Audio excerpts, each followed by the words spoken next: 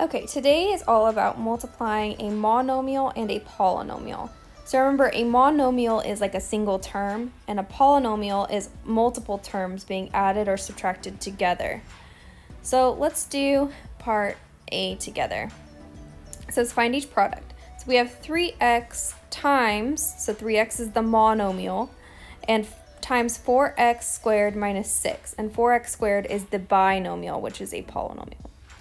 Now we're actually going to use the distributive property here, and we're going to multiply the coefficients, and we're going to add the exponents.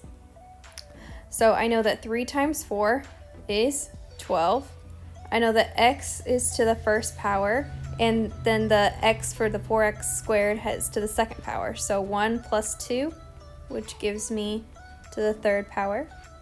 And now I'm going to multiply 3x times 6. So 3 times 6 is 18, and I'm going to keep the negative there and just tack on the x.